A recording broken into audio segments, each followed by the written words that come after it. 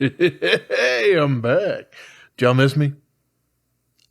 All right, don't answer that. It's I don't really want to know the answer. All right, yeah, this is TwoSun Tuesday. All right, I got another one here for you. This is the TS121 dash Sand, which I think is in reference to the fact that the handle on it was sandblasted or something like that. I don't know exactly. Because the blade on it, at least initially, was satin, and yeah, the handle was also not anodized, nor was the pocket clip or anything. Yes, I've done some things and some stuff to this guy here. So, yeah, this guy's got quillions on both sides. Kind of interesting.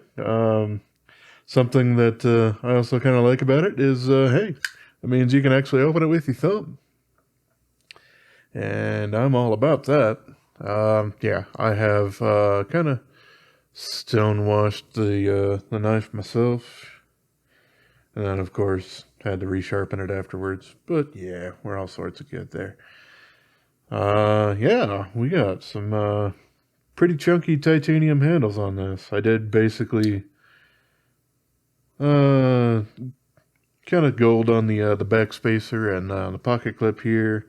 And not really a robin egg, more of a dark blue. It almost kind of looks like a darkish gray. So I kind of like that color combination there. For me, it worked quite a bit. You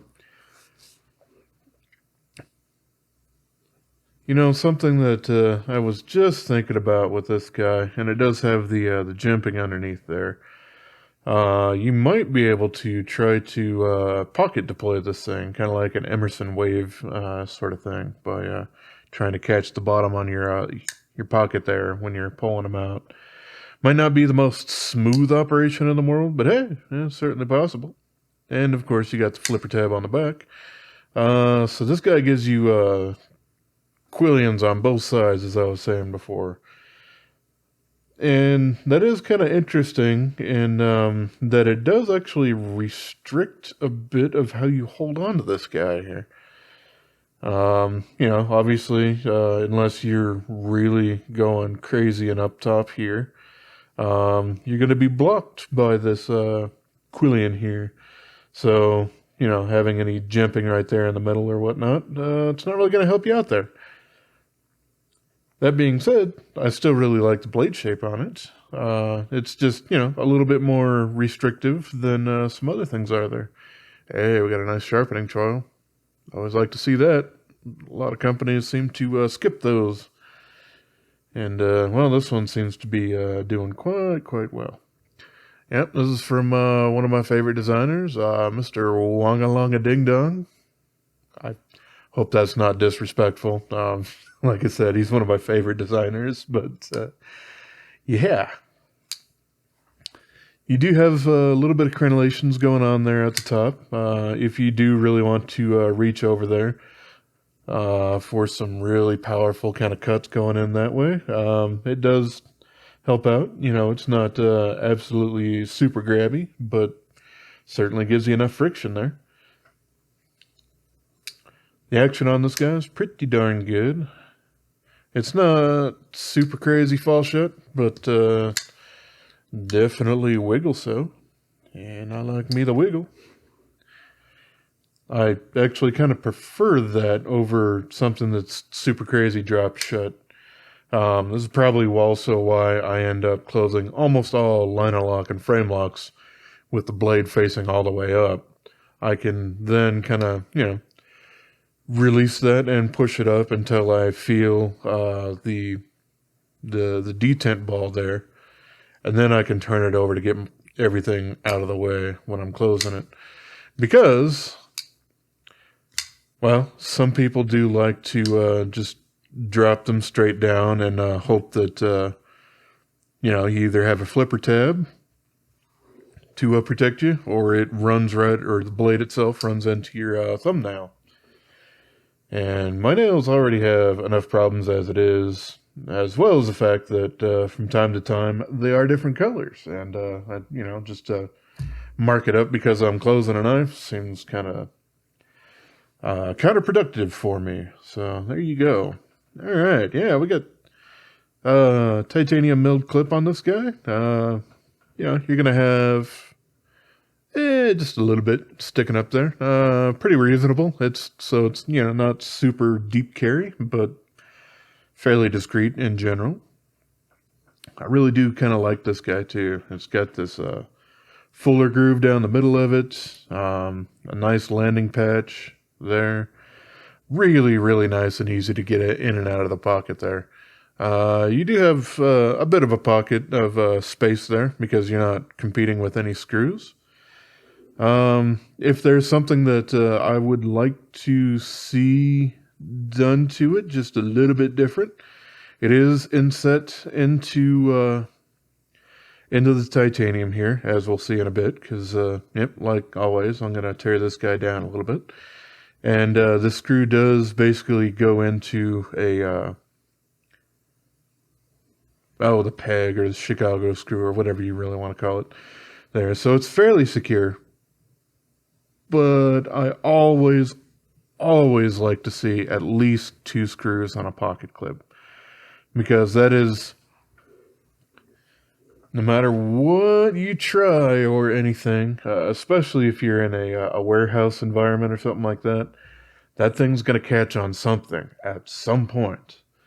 And the more robust those pocket clips are, the better it's going to be. Once something kind of gets loose or whatnot, especially if it's metal, then it's really hard to repair that. So there you go. I'm not saying that this clip is anywhere near easy to damage. It's fairly robust for what it is. But that's just kind of my 2 cents going on there. So, yeah, as far as the blade goes, let's see. He's fairly long. I will go from the pointy kind of area here on the handle. And yeah, you can see he's well over 3.5 inches here. How about if I get that a little bit better in frame? There we go. So yeah, I would consider that probably like 3.7. It's almost hitting the 7.5, but yeah, I got a little bit of area there that I haven't removed. Anyway, enough blabbering about the outside. How about if we go ahead and take a little peek under the hood, shall we? So yeah, there's that. And the clip. And it's got a, nice irregular thing there that does help with clip movement and whatnot. There's the other side of the Chicago screw that will just pretty much come open anyway. So there's that. At that point, you really don't have much else holding on to the back spacer. So keep that in mind if you are disassembling that. And here's the pivot, which I have put Loctite on here in the past.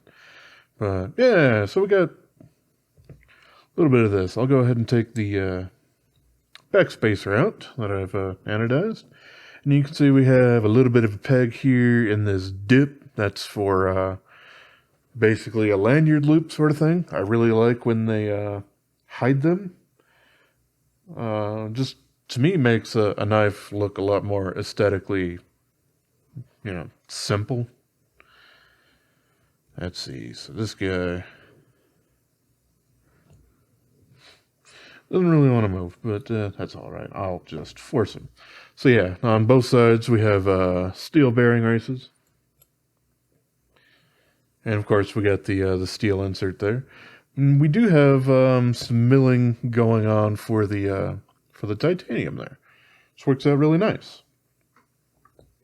It's not fully, skeletonized as in it doesn't have holes, but hey, they are the scales as well, so you just have a holy knife.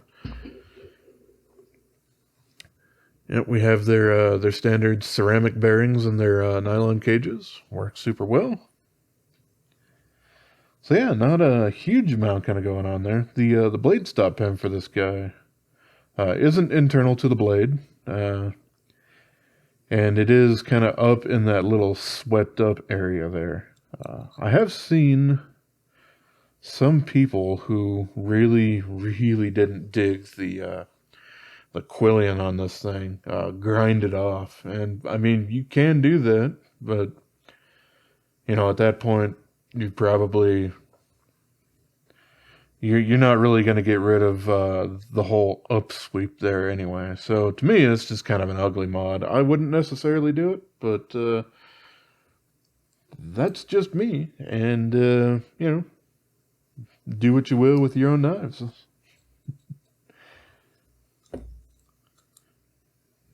I say with this thing being all in blue and gold with a stonewashed blade, so you won't judge me and I won't judge you. Alright, let's slap this guy back together. Super simple to do. Obviously, it's just a couple of screws. As with almost everything that TwoSun does. T8 hardware all around.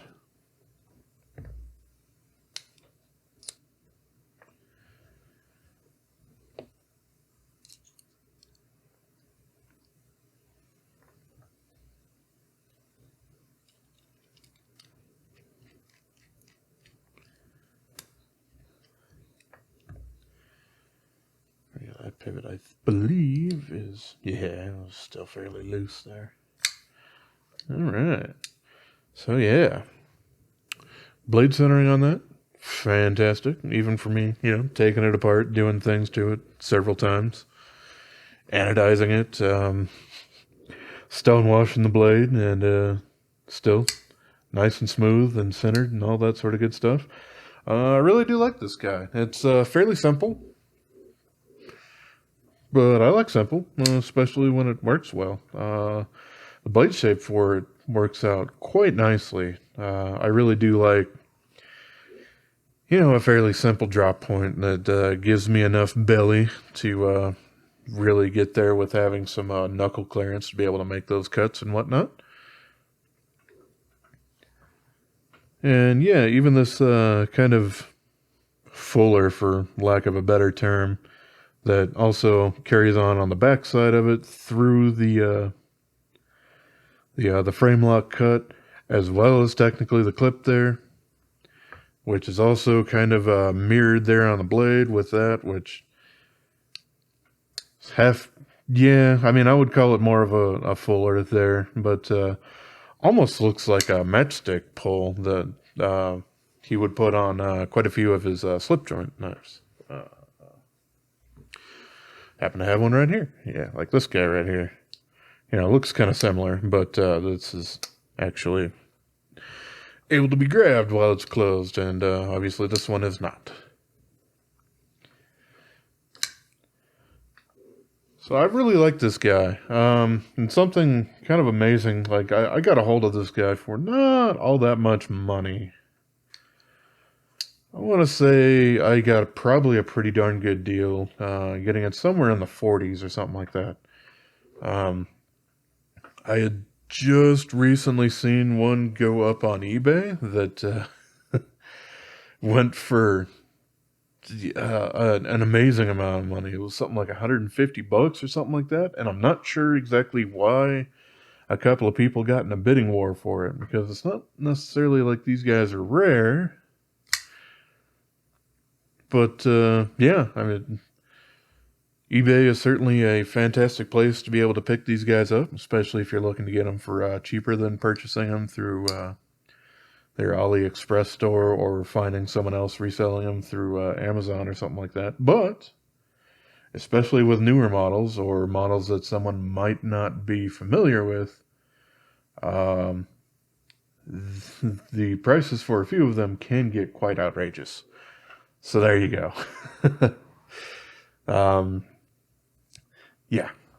What I do like that I will mention, I guess, extra about this guy is that the detent ball, I mean, you can barely see it there, but it is essentially covered up while the blade is deployed.